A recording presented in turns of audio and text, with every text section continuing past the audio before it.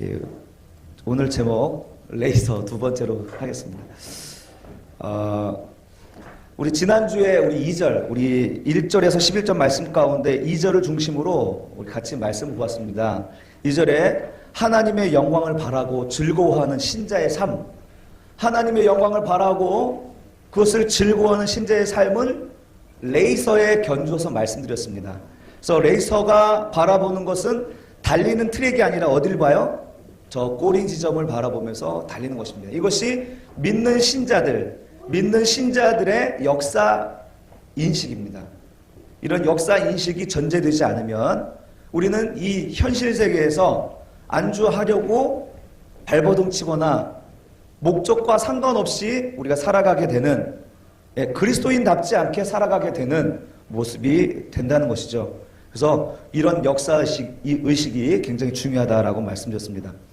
게다가 그 트랙을 이렇게 달려갈 때 하나님은 달리는 그 신자들을 완전한 자로 만들어 가신다는 말씀을 드렸습니다. 그래서 인류 역사는 하나님께서 신자들을 단련하기 위해 허락하신 것이라고 말씀드렸습니다. 용광로에서 철이 단련되어 나오듯이, 강해지듯이 하나님은 이 역사를 통하여서 성도들을 단련하고 훈련하셔서 하나님께서 그를 완전하게 만들어가는 창조의 과정이라고 말씀드렸습니다. 기억나십니까? 그래서 성도에게 환난은 있는 것입니다.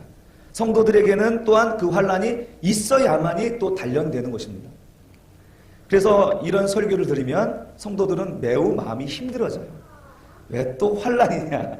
축복이면 좋은데. 근데 성경에서 말하는 내용은 이런 것을 통과해야 하는 그런 존재가 바로 신자라고 말하고 있기 때문에 말하지 않을 수 없는 것이죠. 환난은 인내를, 인내는 연단을, 연단은 아직 오지도 아니한 소망을 이룬다는 것을 바라보며 달려가는 사람들이 그리스도인이기에 얼마나 피곤합니까? 그 단어 자체가 우리에게 참으로 슬프게 하죠. 그 단어 앞에 우리는 절망하는 것입니다. 그뿐입니까? 방금 제가 말씀드렸듯이 그 환난은 성도들에게 있어야 합니다.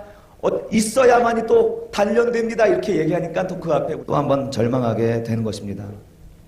여러분, 이런 길을 누가 가고 싶어 할까요? 이게 정말 기독교였다면 아우 나 예수 안 믿을걸. 짜증나고 화나는 길이 아니겠습니까? 이런 길을 어떻게 갈 수 있을까요? 더군다나 혼자는 더 갈 수 없는 길이 아니겠습니까? 이 레이스는 결코 나 혼자 내 힘으로 갈 수 있는 길이 아니에요. 혼자 갈 수 없는 길이란 거예요. 혼자만의 힘으로 갈 수 없는 이 길에 오늘 본문에서 반전이 있는 것입니다. 오늘 5절 말씀이, 오늘 5절 말씀을 중심으로 읽겠습니다.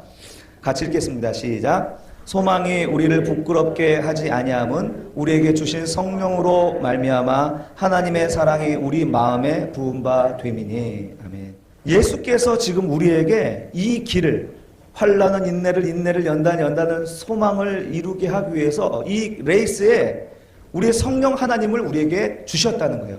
우리에게 주신 성령으로 말미암아 우리가 이 길을 완주할 수 있다라고 이야기하고 있는 것입니다. 여러분, 마라톤을 달릴 때 선수 옆에서 같이 뛰는 사람이 있습니다. 선수 옆에서 이 선수의 그 페이스를 유지하거나 또는 더 힘을 내게 하기 위해서 앞서 달리거나 또는 속도 조절을 하는 역할을 하는 그 선수 옆에서 같이 뛰는 사람이 있습니다. 이 사람을 뭐라고 하냐면 페이스메이커. 예, 페이스메이커 맞죠? 예. 페이스메이커라고 해요. 육상 마라톤 이런 거 뛸 때 다른 선수들을 위해서 속도를 조절해주는 사람을 말합니다. 그래서 그 선수가 그 좋은 기록을 낼 수 있도록 함께 뛰는 사람이 바로 페이스메이커예요. 지금 우리에게 주신 성령으로 말미암아 우리가 이 길을 완주할 수 있게 해주셨는데 바로 우리 성령 하나님께서 우리 인생길에 페이스메이커가 된다는 거예요. 환난을 견디고 인내하며 연단받으며 소망이 이루어질 때까지 우리 성령 하나님은 영원토록 우리와 함께 계시며 영원토록 함께 우리의 이 레이스를 같이 뛰어준다는 사실을 얘기하고 있습니다. 예수님께서 우리에게 약속하셨죠. 성령은 이렇게 연약한 우리를 도와주시려고 우리 주님께서 보내주셨다라고 얘기합니다. 같이 읽어볼까요? 내가 아버지께 구하겠으니 그가 또 다른 보혜사를 너희에게 주사 영원토록 너희와 함께 있게 하리니 그는 진리의 영이라. 세상은 능히 그를 받지 못하나니 이는 그를 보지도 못하고 알지도 못함이라. 그러나 너희는 그를 아나니 그는 너희와 함께 거하시며 또 너희 속에 계시겠습니다. 내가 너희를 고아와 같이 버려두지 아니하고 너희에게로 오리라. 우리 예수 그리스도께서 바로 이 땅에서의 사역을 다 마치시고 이제 오순절 성령의 역사를 통하여서 믿는 자들 위에 성령을 기름 붓듯이 부어주셨습니다. 그가 오셔서 성도들에게 이 연약한 우리 인생길 위에 주님께서 같이 뛰어주시려고, 도와주시려고, 헬퍼로, 보혜사로 우리 성령님을 주신 것입니다. 성령은 우리를 도와주시려고 보내신 하나님의 사랑이자 능력인 줄로 믿습니다. 구원받은 성도들에게 가장 먼저 주시는 은혜가 바로 성령님을 우리 안에 주신다는 사실입니다. 그가 내 속에 거하시면서 우리의 옛사람을 깨고 옛 자아를 자꾸 깨뜨려 나가시는 것, 그것이 성령께서 우리에게 하시는 것입니다. 그가 하나님의 말씀을 듣게 하시고 그 말씀이 깨달아지게 하시고 또 믿어지게 하시고 그래서 예수 그리스도를 따르게 순종하게 만드는 것, 그것이 바로 우리 성령께서 하시는 일이십니다. 로마서 8장 26절에서도 이렇게 얘기하죠. 이와 같이 성령도 우리의 연약함을 도우시나니 우리는 마땅히 기도할 바를 알지 못하나 오직 성령이 말할 수 없는 탄식으로 우리를 위하여 친히 간구하시느니라.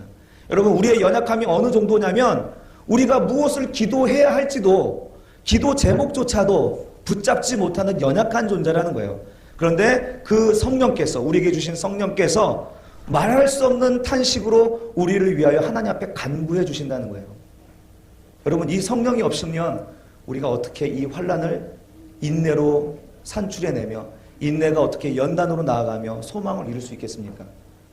하나님께서는요, 오늘 우리에게 이 성령을 통하여서 우리의 레이스를 완주할 수 있도록 보내주신 하나님의 사랑인 줄로 믿습니다. 이 성령께서 성도들을 돕는 방법이 무엇인가? 이 성도들을 돕는 방법이 무엇인가요? 우리 5절을 다시 한번 볼까요? 이 성령께서 오셔서 우리에게 어떻게 도우십니까? 이 성령으로 말미암아 어떻게 해요? 하나님의 사랑이 우리 마음에 부음바 된다는 거예요. 자, 하나님의 사랑이 내 속에 넘치도록 해주시겠다는 거예요. 성령께서 우리를 도와주시는데 뭘 도와주시냐면 하나님의 사랑이 우리 안에서 넘쳐나게 해주신다는 거예요.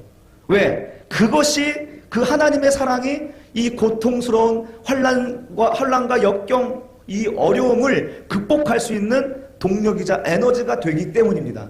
그것만이 유일한 에너지가 되는 거예요. 그래서 성령께서는 우리에게 하나님의 사랑을 우리 마음에 부어주시기 위해서 오셨고 그것을 위하여 오셨다는 것입니다.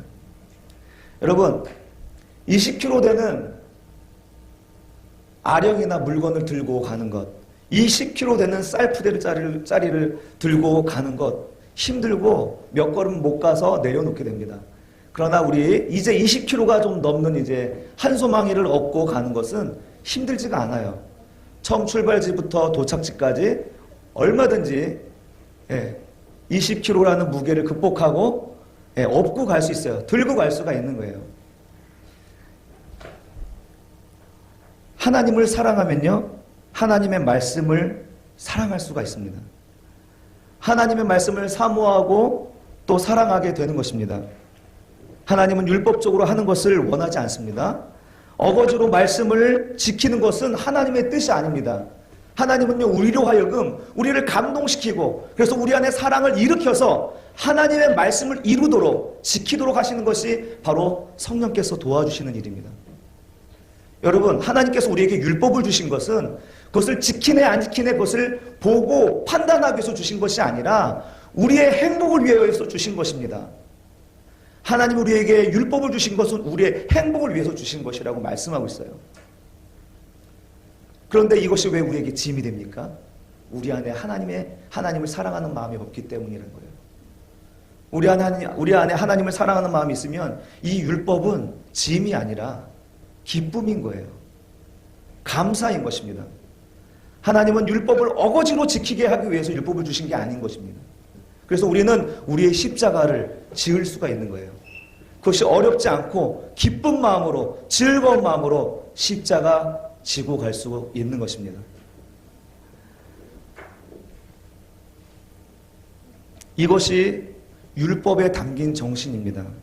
그러나 이 율법의 정신을 잃어버린 유대인들은 하나님을 사랑하는 마음으로 그 율법을 지키고 그 율법을 사랑하는 것이 아니라 그 율법의 정신을 잃어버리니까 이제 율법은 지키기 어려운 규율이 되어버리고 사람을 판단하는 정죄의 도구가 되어버린 것처럼 우리 안에 하나님의 사랑이 사라져버리면 우리 안에 은혜로 왔던 것들조차도 이제는 율법이 되어지고 지기 힘든 짐으로 변해버리는 것입니다. 많은 교회들이 교회에서 우리가 봉사하면 믿음이 생긴다고 하여서 교사를 시키고 또 성가대를 하면 믿음이 생긴다라고 이야기하면서 자꾸 이제 그쪽에 투입하죠.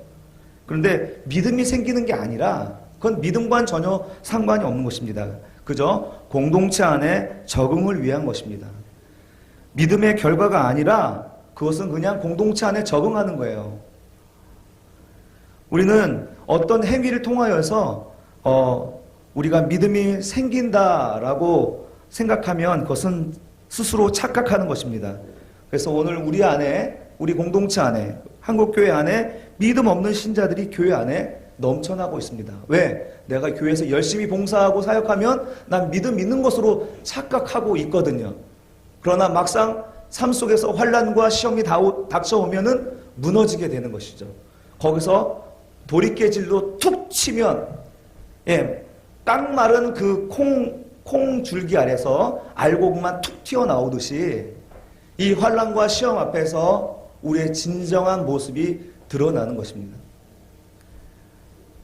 우리는 우리의 행위로 우리의 믿음이 나타나는 것이 아닙니다. 우리의 봉사를 많이 한다고 해서 우리의 믿음이 자라는 것이 아닙니다. 믿음은 우리 하나님께서 우리에게 주시는 선물이며 그 선물을 누리는 자만이 할 수 있는 것이 봉사이고 전도인 줄로 믿습니다. 은혜를 알고 감사가 넘치는 자가 아무런 대가 없이 봉사하는 것입니다. 교회마다 가장 문제 많고 탈 많은 곳이 바로 식당이에요. 식당, 주방. 왜냐하면 은혜 없이 사랑 없이 하기 때문에 주방에서 늘 주도권 싸움이 일어나는 거예요. 교회마다. 은혜가 넘치고 사랑이 넘치면 나의 수고로움과 고생은 오히려 기쁨이라는 것을 여러분 경험하셨을 것입니다. 사랑하니까 냄새나는 발을 수십 년간 매일 주물러 줘도 힘들지 않은 거죠. 굳은 살 베이고 붓고 냄새나는 것이 오히려 안쓰럽고 사랑스러운 것 아니겠습니까? 나의 수고와 불편함이 오히려 즐거움이에요. 내가 그렇게 표현할 수 있다는 것 자체가, 그렇게 사랑을 실천할 수 있다는 자체가 감동이고 기쁨이 아니겠습니까? 사랑하니까 매일 70km, 왕복 140km를 달려와도 피곤치 않고, 잠자는 시간이 줄어도 곤비치 않고, 만나면 독수리 날개치듯 감정이 올라가는 것, 그것이 사랑이 아니겠습니까? 제가 그랬다고요. 3개월 동안. 마찬가지입니다. 하나님을 사랑하면 하나님이 각 사람에게 주신 사명을 감당할 수 있습니다. 하나님이 우리에게 행복으로 주신 그 율법이 짐으로 느껴지지 않고 하나님의 사랑으로 느껴지는 거예요. 율법이 규율이나 법칙이 아니라 나를 향한 하나님의 세밀한 관심으로 여겨지는 거예요. 섬길 수 있는 것, 교회를 사랑할 수 있게 하는 것, 이게 바로 하나님의 사랑 안에서 나와야 되는 거예요. 우리는 죽이기 전도됐어요. 사랑이 무엇을 하게 만들어야 되는데 무엇을 하면 사랑할 것이라고 착각하는데 이것이 다시 율법으로 돌아가는 것입니다. 우리는 무엇을 해서 하나님을 사랑할 수가 없어요. 하나님이 위해서 사랑이 부음을 받아야지 우리가 무엇을 할 수가 있는 거예요. 우린 절대로 이 순서를 바꾸지 맙시다. 이 순서를 바꾸면 율법주의가 돼버려요. 자기 의가 나타나게 되어 있습니다. 절대로 우리는 하나님의 사랑을 받아서 그 사랑으로 무엇인가를 합시다. 내게 할 능력도 없고 할 에너지도 없는데 억지로 해서는 우리 안에 부하만 치미는 거예요. 처음 전도사 2년 6개월을 무보수로 사례비 없이 봉사했습니다. 추운 겨울에 보일러도 없는 곳에서 히터를 이불을 탁 덮고 이렇게 잠을 청하면서 2년 6개월 이렇게 해도 감사했어요. 하나님께서 그렇게 하나님의 사랑이 이렇게 부어지니까 정말 이렇게 사역할 수 있도록 사역지를 주신 것이 너무나 감사하더라고요. 지금도 마찬가지입니다. 하나님의 사랑이 부어지니까 개척교회 나와 목사라고 세워주신 것이 너무 감사하고 또 이 부족한 사람들의 말씀을 들어주시는 여러분들이 너무 감사하고 그렇습니다. 그런데 요 며칠 마음이 어렵고 힘들었거든요. 왜 그런가 보니까 하나님보다 내가 더 관심이 이렇게 막 하나님에 대한 관심보다 나에 대한 관심이 더 커지니까 마음이 힘들어지더라고요. 왜 나만? 왜 나는? 뭐 이러면서 나에게 자꾸 집중하게 되더라고요. 나에게 집중하니까 나에게 집중하시는 그 하나님이 안 보이더라고요. 그런데 문제는 나에게 집중하니까요. 더 미궁에 빠지더라고요. 더 번민에 빠지고 힘들고 어렵더라고요. 사랑하는 성도 여러분, 우리가 이 나에게 집중하던 눈을 들어서 하나님을 바라보고 나에게 집중하시는 하나님의 사랑에 우리 눈을 향할 때, 또 그 눈이 하나님과 마주칠 때 우리 안에 있는 모든 번민과 고민과 고통은 정말 눈 녹듯이 사라지게 되는 줄로 믿습니다. 주님을 향한 사랑, 나를 위한 하나님의 사랑을 묵상하니까 정말 깨끗이 사라지더라고요. 사랑하는 성도 여러분, 하나님을 사랑한다는 것은요, 하나님을 사랑하도록 되어 있는 사람에게는 생명이에요. 무슨 말씀인지 아시죠? 하나님을 사랑하게 되어 있는 사람은 아니면 아무 상관없어요. 근데 하나님을 사랑하도록 되어 있는 사람은요, 하나님의 사랑이 없으면 죽음과 같은 삶을 사는 거예요. 성령께서 우리 속에 거하시면서 이 생명과도 같은 하나님의 사랑을 우리 안에 부어주시는 것입니다. 그래서 하나님께서 성령님께서 이 하나님의 사랑을 우리 안에 자꾸 말씀으로 또 묵상으로 깨닫게 해주셔서 내 마음에 부음바 되면 내게 일어나는 환난과 고통들은 아무것도 아닌 것이 되는 것입니다. 사람들이 다 죽겠다 해도 내 안에서는 자유와 기쁨과 생명이 넘쳐나는 것입니다. 여러분, 하나님의 사랑은요, 이와 같이 우리 안에서 어려운 것도 힘든 것도 이기게 하는 능력이 되는 줄로 믿습니다. 또한 하나님의 사랑은요, 모든 사랑 관계에 반드시 선행되는 사랑입니다. 연애하는 사랑도 2차적입니다. 부모님이 자식을 사랑하는 그 근본적인 사랑도 2차적입니다. 진짜 근본적인 1차적인 사랑은 하나님의 사랑이 우리에게 먼저 주어져야지 우리에게 있을 모든 관계적 사랑이 완전하게 된다는 것입니다. 부부의 사랑이 하나님의 사랑을 통과해야만 내어주는 사랑을 할 수 있습니다. 성도의 교제 역시 하나님의 사랑을 통과해야만 유무상통의 사랑, 희생과 포기로 섬길 수가 있는 것입니다. 우리 한번 스스로 한번 돌아봤으면 좋겠어요. 내가 내 가까이에 있는 배우자에게 give and take 적인 사랑을 하지 않았습니까? 내가 이 정도 사랑했으면 저 사람도 나한테 이 정도는 해야 되는 거 아니야? 내가 감정적으로 내 이렇게 희생했으면 쟤도 이렇게 나와야 되는 거 아니야? give and take적인 사랑. 여러분, 이런 관계에 우리가 놓여 있다면요, 지금 나는 심각한 영적 메마름에 있다고 여기시면 돼요. 우리는 굉장히 이런 심각한 영적 메마름 속에서 우리의 삶을 갉아먹고 있다는 사실을 위기로 인식하셔야 되는 겁니다. 이것은 빨리 회복해야 될 것이 그 사람의 관계가 아니라 하나님의 사랑입니다. 위로부터 주어지는 하나님의 사랑이 먼저 회복되어야만 우리 2차적인 관계의 사랑, 2차적인 관계의 사랑이 회복되는 것입니다. 하나님의 사랑이 내 안에서 회복될 때 아내는 남편을 내 인생의 머리로 섬길 수가 있습니다. 모든 판단의 주로 사라가 아브라함에게, 자기 남편 아브라함에게 내 주여라고 말할 수 있었던 것처럼 남편을 존중하고 존경할 수가 있는 거예요. 하나님의 사랑이 내 안에 회복될 때 남편은 아내 앞에서 죽음으로써 사랑할 수가 있습니다. 그리스도가 교회를 위해 죽어주심으로 보여주셨던 사랑, 아내를 위해서 죽어준다는 것입니다. 이것은 그리스도를 믿는 신자만이 가능한 거예요. 그런데 우린 신자들 가운데에서도 우리는 그 알량한 자존심 때문에 그 알량한 자존심 하나 꺾지 못하고 스스로 죽이지 못하고 아내를 사랑하지 못할 때가 얼마나 많은지. 그래서 그리스도 안에 있는 사람들은 빨리 회복되어야 될 것이 바로 하나님의 사랑이라는 것을, 1차적인 사랑이 회복돼야 우리의 2차적인 관계적 사랑이 회복된다는 사실을 기억해야 합니다.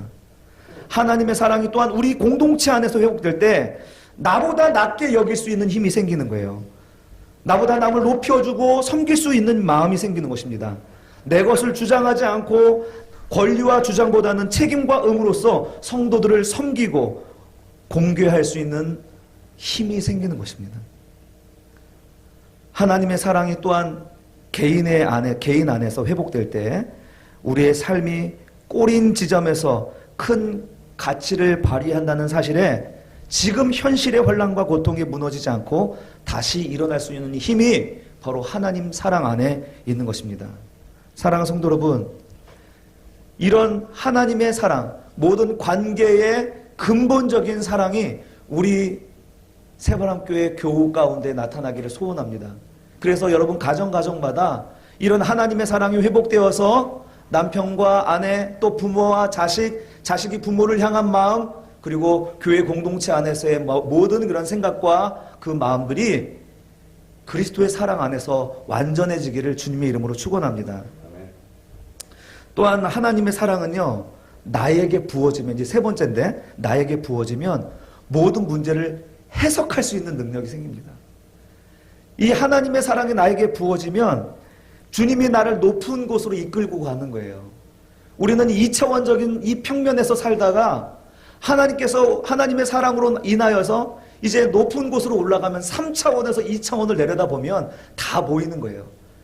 그 현재의 상황, 그 고통, 환난, 내가 거기에 있었을 때는 해석이 안 되고 이해가 안 됐는데 하나님의 사랑이 우리에게 부어지니까 높은 지점에 올라가니까 내비에서 그 맵이 한눈에 보여지듯이 나의 삶이 객관적으로 봐지게 되는 거예요. 나의 삶이 해석할 능력이 되는 거예요. 아, 그래서 이것이 나에게 필요한 거였구나. 아, 그래서 하나님이 이렇게 미리 나에게 준비시키신 것이었구나. 여러분, 하나님의 사랑은 우리의 모든 삶의 상황을 해석할 수 있는 힘을 주십니다. 여러분, 이렇게 이 하나님의 사랑이 우리 안에 부어지면 우리의 삶이 이전과 달라지지 않겠습니까? 환난과 인내, 연단, 이 단어 앞에서 막 주눅 들었었는데 이제 이것이 아무것도 아닌 것으로 느껴지지 않겠습니까? 사랑하는 성도 여러분, 이처럼 예수 그리스도께서 성령으로 인하여 하나님의 사랑이 우리 안에 넘쳐지게 하시면 가정과 교회와 개인의 삶 속에서 하나님의 나라가 세워지는 것입니다. 그 일을 성령께서 우리 인생 여정 가운데 영원토록 함께 하시면서 매일매일 하나님의 사랑을 우리 안에 부어주시는 방식으로 도와주신다는 사실입니다. 오늘 성경에서 이렇게 고된 레이스를 달려가는 신자들에게 성령께서 부어주시는 하나님의 사랑이 내 안에 없다면 결단코 우리는 완주할 수 없습니다. 말씀드렸듯이 신자에게는 환난이 반드시 따르기 때문이죠. 이렇게 고된 레이스를 달려야 하는 신자들에게 우리 성령님께서 페이스메이커, 우리와 함께 계시다는 것이 얼마나 감사한지 모르겠습니다. 여러분 혼자가 아닙니다. 여러분이 믿을 때 가장 먼저 선물로 주는 것이 바로 성령님이십니다. 그 성령님이 여러분과 함께 계시다는 것은 큰 기쁨이요 감사의 제목입니다. 그러니 내 힘과 내 생각으로, 자기 스스로의 힘으로 나 자신을 힘들게 하지 말고 주님께 모든 짐을 내려놓고 주님께 맡기고 가벼운 마음으로 달리는 것이 지혜가 아니겠습니까? 이렇게 모든 것을 맡기고 가벼운 마음으로 달리는 것, 이것이 믿음입니다. 우리 주님께 믿고 맡겼으니 홀가분한 것이죠. 신자들은 이런 홀가분한 마음이 바로 믿음의 증거인 줄로 믿습니다. 주를 앙모하는 자 달려가 피곤치 않네. 할렐루야. 그러므로 성령님의 인도하심으로 살아가는 길은 참으로 행복한 삶입니다. 환난이 닥쳐도 우습습니다. 폭풍우가 몰아쳐도 두렵지가 않습니다. 우리 성령님께서 늘 우리 속에 계시면서 우리의 양심을 통하여 말씀하시고 또 말씀 묵상과 또 설교를 통하여서 깨닫게 하시고 또 기도를 통하여서 내 마음의 문을 계속 두드리시면서 틈만 나면 하나님의 사랑을 우리 안에 부어주시려고 기다리시고 함께 계신 줄로 믿습니다. 세미하게 들리는 주님의 음성에 여러분 듣고 순종하시기를 축복합니다. 그러면 기적과 변화는 일어납니다. 말씀을 귀로만 듣고 정말 말씀을 마음으로만 새기고 끝나지 마시고 마음에 두드리고 그 말씀을 외면하지 마시고 그 마음을 두드리면서 우리의 순종을 요구하시는 하나님의 말씀, 조용하고 세미한 음성, 그 말씀을 듣고 우리의 삶 속에서 실천해냈을 때에 우리의 삶은 변화되게 되는 줄로 믿습니다. 이제 말씀을 마치겠습니다. 하나님은 우리에게 훌륭하고 멋진 미래라는 자동차를 선물로 주셨습니다. 할렐루야. 성도들에게는 이렇게 훌륭한 미래라는 선물을 우리에게 주셨어요. 결코 후지지 않아요. 우리들의 미래와 장래는 후진 삶이 아니에요. 멋진 삶이에요. 멋진 미래라는 자동차를 우리에게 주셨는데 우리는 그동안 그 차 뒤에 가서 범퍼를 밀면서 있는 힘을 다하여 밀고 나아가려고 하는 그런 삶을 살았습니다. 얼마나 어리석습니까? 내 방식으로 내 힘으로 살겠다는 것 아닙니까? 그렇게 살다 보면 뭐 어느 정도는 가겠죠. 그러나 지치면 나가 떨어지는 것입니다. 그러나 예수님은요, 그 차와 함께 성령님이라는 우리의 키를 우리에게 주셨어요. 그 차 안에 앉아 키를 꽂고 돌려서 시동을 걸면 하나님의 사랑에 부릉 시동이 걸리면서 이제 내가 힘들이지 않고 살짝 엑셀 위에 발만 얹어놓고 살짝 밟기만 해도 어때요? 그냥 쑥 하고 가는 거예요. 할렐루야. 제가 어떤 비유로 하는지 아시겠어요? 여러분, 우리는 그동안 그 멋진 미래를 우리에게 주신 선물을 우리가 질질 끌고 가고 있었다니까요. 성령님의 도우심으로 하나님의 그 사랑이 우리에게 부음바 되면 우리는 힘을 들이지 않아도 그 차를 타고 미래를 향하여 앞으로 갈 수 있는 것입니다. 사랑하는 성도 여러분, 이래도 스스로 힘으로 사시겠습니까? 여러분 앞에 놓인 환난과 아직 이루어지지도 않은 그 소망을 스스로 힘으로 이루어 보려고 하십니까? 결코 갈 수도 이룰 수도 없는 것입니다. 주님이 보내신 성령님을 우리가 의지하지 않고는, 내 안에 계신 성령님의 말씀을 순종하지 않고는 갈 수 없는 길입니다. 사랑하는 성도 여러분, 하나님은 우리에게 미래를 선물로 주셨습니다. 그리고 성령님과 함께 그곳으로 가도록 페이스메이커로 우리에게 주셨습니다. 멋진 차에 태워가도록, 우리 성령님의 능력에 의지해서 가도록, 우리 성령님이 우리를 업고 가도록 성령님을 우리에게 보혜사로 주셨습니다. 우리의 페이스메이커 성령님을 의지하며 매일을 살아가십시다. 성령님으로 말미암아 하나님의 사랑이 우리 마음에 충만하게 부어져서 즐거운 마음으로 십자가를 지게 하옵소서. 모든 사랑의 관계에 마르지 않는 셈이 되게 하옵소서. 모든 상황을 해석할 줄 아는 능력을 우리에게 주시옵소서. 이렇게 구하여 얻는 저와 여러분의 삶이 되시기를 주님의 이름으로 축원합니다. 아멘.